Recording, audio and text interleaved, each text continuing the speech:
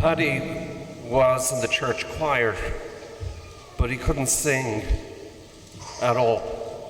Several people hinted to him that he could serve the church in a better way in other ministries, but he continued to come to the choir week after week.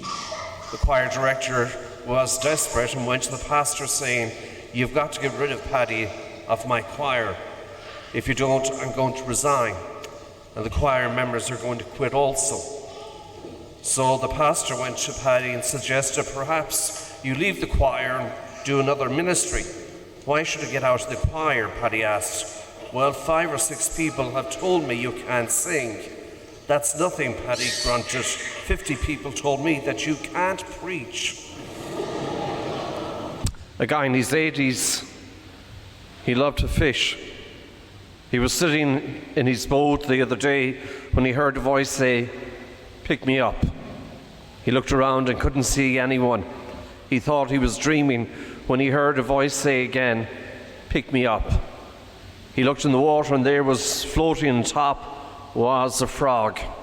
The man said, "Are you talking to me?" The frog said, "Yes, I'm talking to you. Pick me up, kiss me, and I'll turn into the most beautiful woman you have ever seen.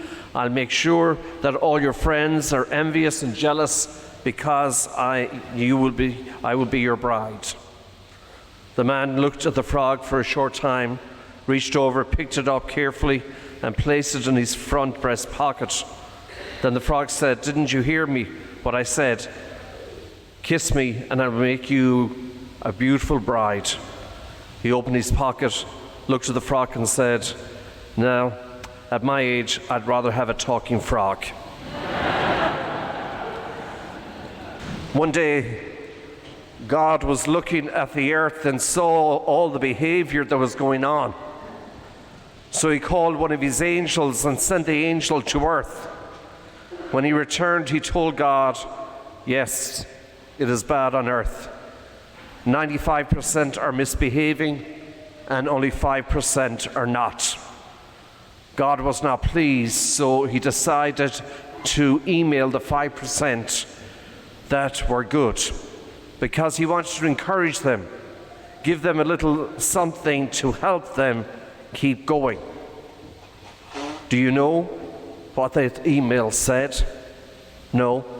Okay, just wondering. I didn't get it either. Monsignor Lopez was doing a wedding rehearsal, and the groom approached Monsignor with an unusual offering. "Look, Monsignor, I'll give you $100 if you change the wedding vows.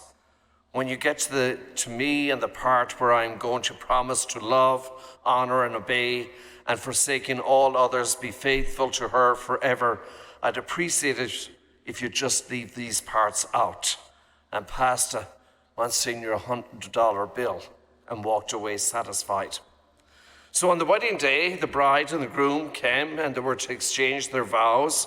When it came to the groom's vows, Monsignor Lopez looks at the groom in the eye and says, "Will you promise to prostrate yourself before her, obey her every command, and wish to serve her breakfast in bed every morning of your life, and swear eternally before God that your loving wife, that you will not ever even look at another woman, as long as you both shall live?" The groom grumbled and said in a tiny voice, "Yes." Then the groom leaned over to Monsignor Lopez and said, "I thought we had a deal." Monsignor Lopez put the $100 back into his hand and whispered, "She made a better deal." After Mass, Paddy comes to see Monsignor Lopez. "Monsignor, something terrible is happening and I have to talk to you about it." Lopez said, "What's wrong?" Paddy replied, "My wife is going to poison me." Monsignor Lopez was very surprised at this and asked, "How can you be sure?" The man then pleads, "I'm telling you, I'm certain that she's going to poison me. What should I do?" Monsignor Lopez then offers, "Tell you what I'll do. Let me talk to her and I'll see what I can find out and I'll get back to you and let you know."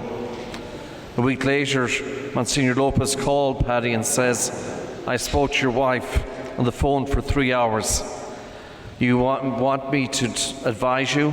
Paddy said, "Yes." Monsignor Lopez said, "Take the poison."